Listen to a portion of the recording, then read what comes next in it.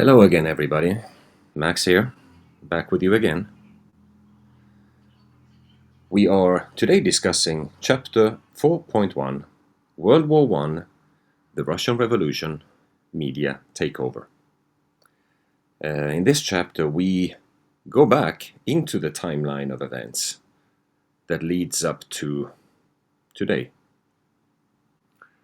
This will be a relatively short chapter, not so many videos, not at all actually. But we will lay the groundwork so that you understand what led up to World War I, who was behind it, and how it all emerged into our timeline. Before we do that, obviously, we have to go through our usual housekeeping items. The Amazon page right here, as you know. The YouTube channel, please like and subscribe, give me a hand. Our Rumble channel and our Brighteon channel. So please do take a look at that and help me out, please. Much appreciated. Now we go back in our timeline, in the lead up to current events. In this chapter, we dive into the creation of World War I, the instigators and its implication on the history we are being told in the books that the winners wrote for us to absorb and blindly believe in. We begin this exploration with a letter that I will read out for you here verbatim, and I even include the complete text disproving it. Why do I do that? Because of course they did, and you will understand why. Many historical scholars has over time confirmed its authenticity, so I do take this quite seriously. Before I read it out to you, I have to mention that two main things stand out to me. The mention of atheistic communism. The letter was written long before Karl Marx and Friedrich Engels were a thing. How did they know? The second thing is the mentioning of the doctrine of Lucifer. That alone tells us who we are talking about, and this should raise some serious concern. Now, the letter's name is called Albert Pike's Letter to Mazzini, the Illuminati plan for 3 world wars, dated August 15, 1871. Here's the part that disproves it. It says the following is a letter that speculation claimed Albert Pike wrote to Giuseppe Mazzini in 1871 regarding a conspiracy involving 3 world wars that were planned in an attempt to take over the world. The Pike letter to Mazzini was on display in the British Museum Library in London until 1977.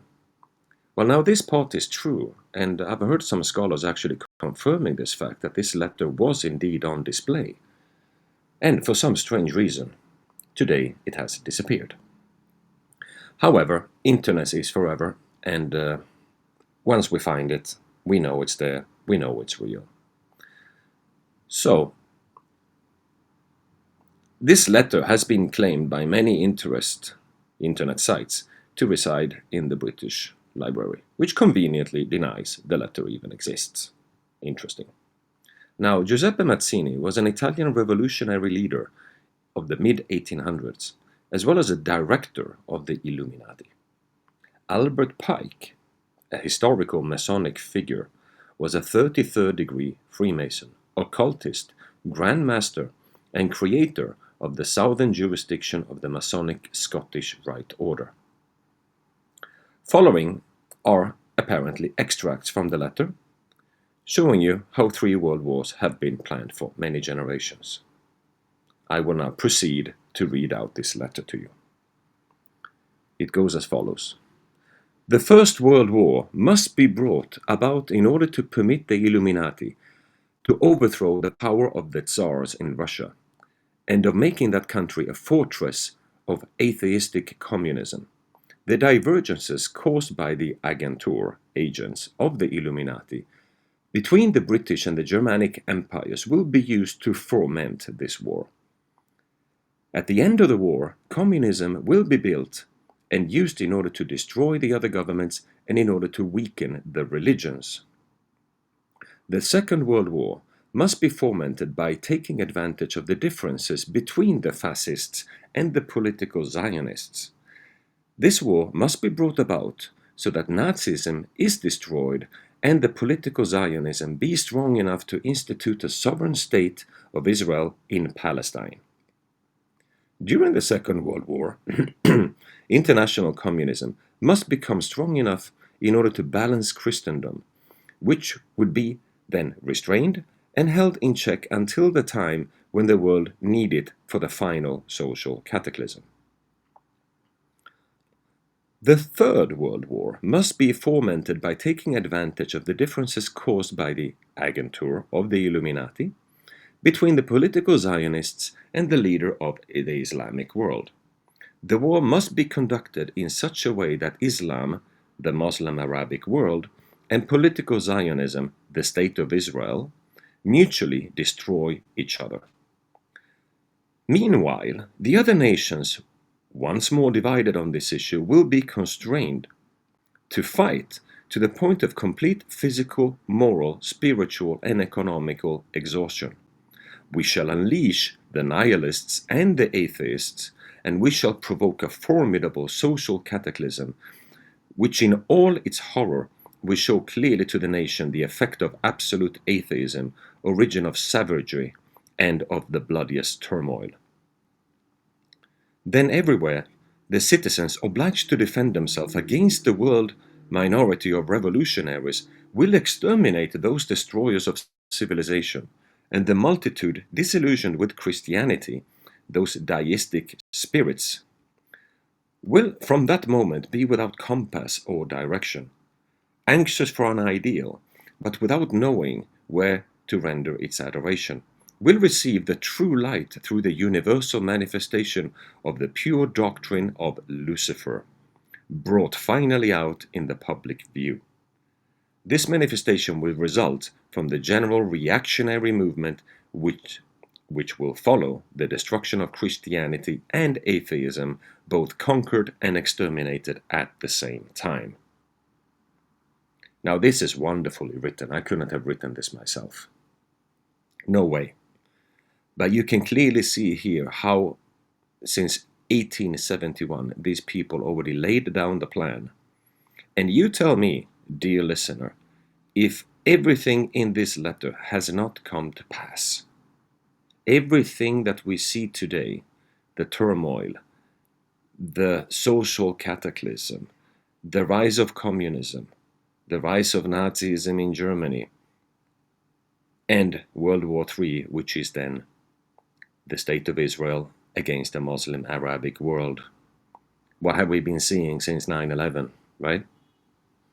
So I find this absolutely fascinating, and it gives me reason to pause and think. Is history really written in advance? Because this letter is over 100 years old or more, you know. So now, having said this and having written this, I could now stop writing, as history was already written from the beginning, it appears.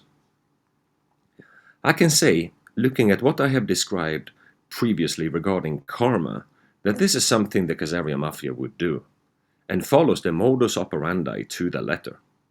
But we will dig into another organization first, that will lay down the groundwork for our journey forward. We will discuss here the protocols of the learned elders of Zion. As mentioned in this letter, for this I have taken inspiration from another superhero of mine, a lady called Janet Ozenbard. Rest in peace. She is unfortunately no longer with us because she apparently committed suicide in a very mysterious manner a few years ago. And her partner, Cynthia Coulter. You should watch the series called Sequel to the Fall of the Cabal, specifically episode 4, where they mention all this. They have done amazing work studying and bringing this to a mentally digestible size for common folk like us, they indeed do deserve all the credit. Credit where credit is due. Now this is the book. This is the book. I have a copy of this book. I have read it myself. I base a lot of my teachings on this publication. Now the Protocols of Zion is also being debunked by historians and the like. But that just makes it even more interesting. If the elite wants to hide it, I want to look into it even more. It's just the way I'm wired, I guess. I'm absolutely convinced that the protocols are true. And looking at history, it is a set of protocols that has indeed been implemented with brutal accuracy, as you will see. They supposedly were published in 1905, but there is discrepancy in this information.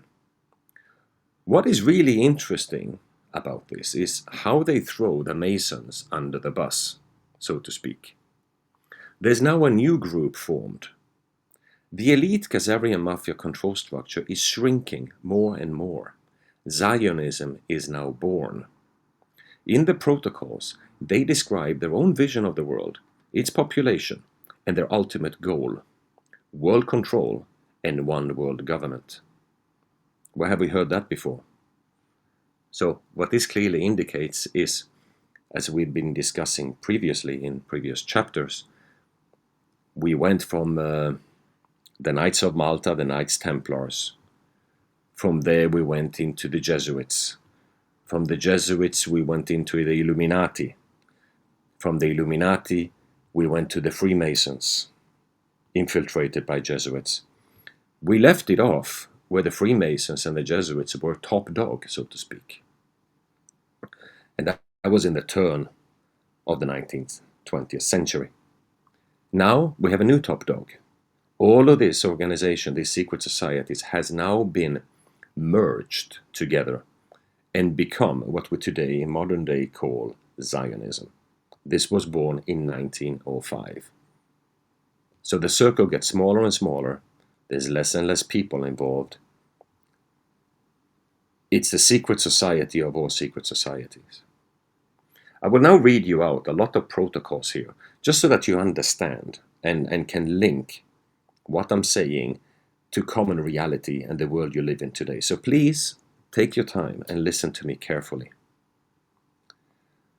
Reads as follows. Protocol 1, paragraph 21.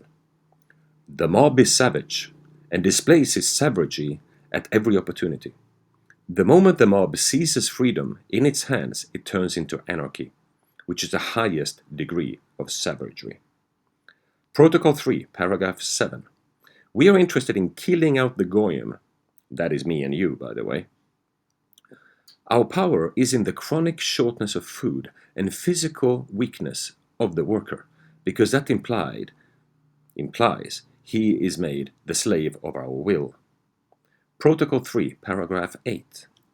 We shall move the mobs by want, by envy and hatred, and with their hands we shall wipe out all those who hinder us on our way. Protocol 11, paragraph 4. The goyim, us, are a flock of sheep, and we are their wolves. Protocol 15, paragraph 7.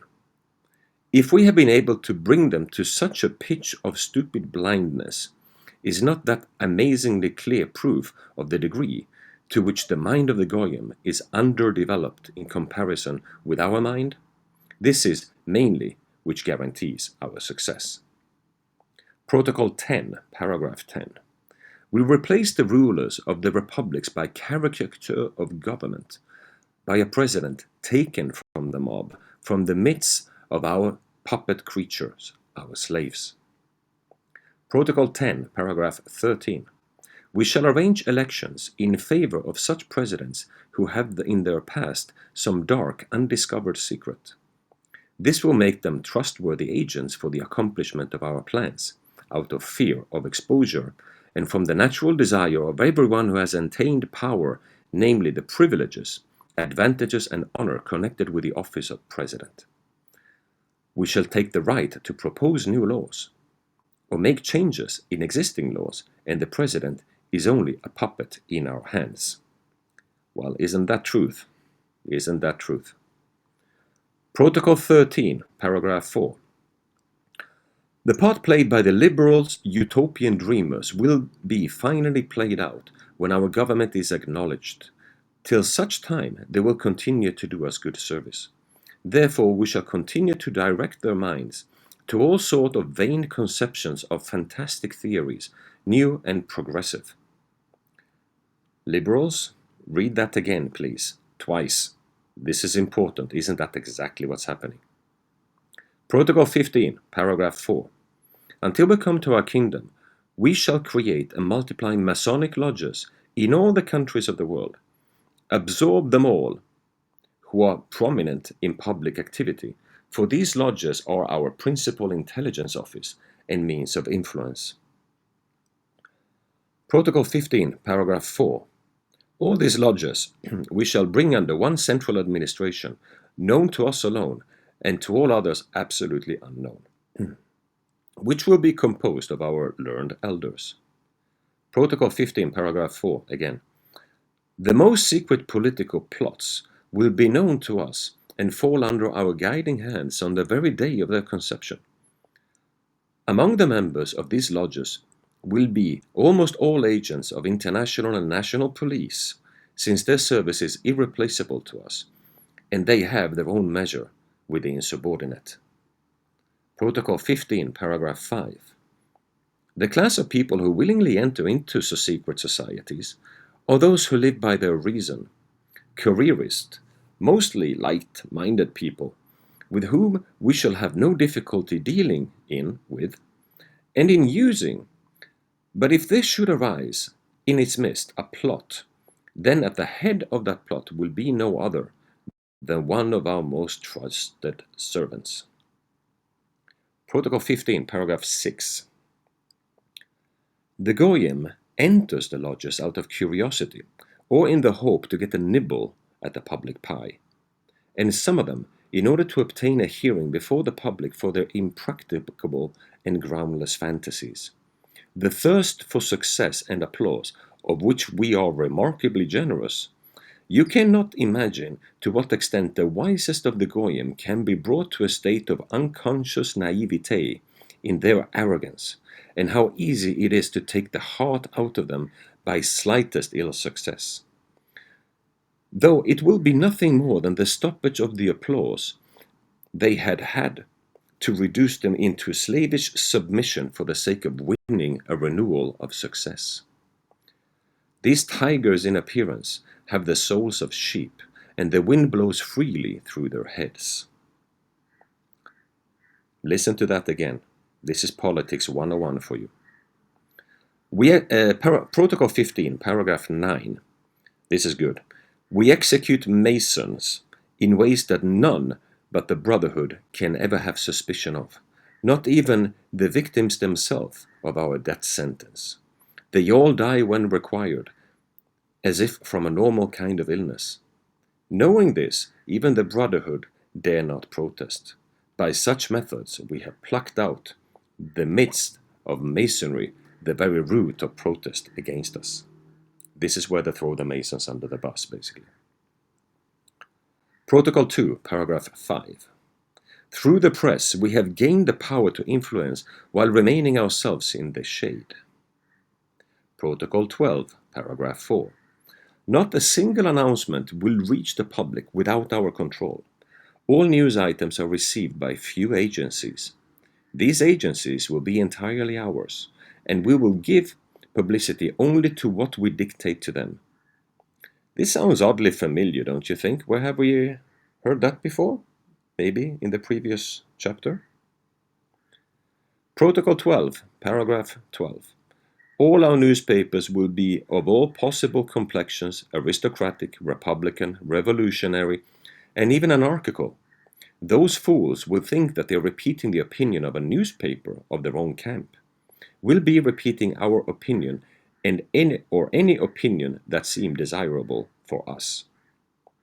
Protocol 6, paragraph 7.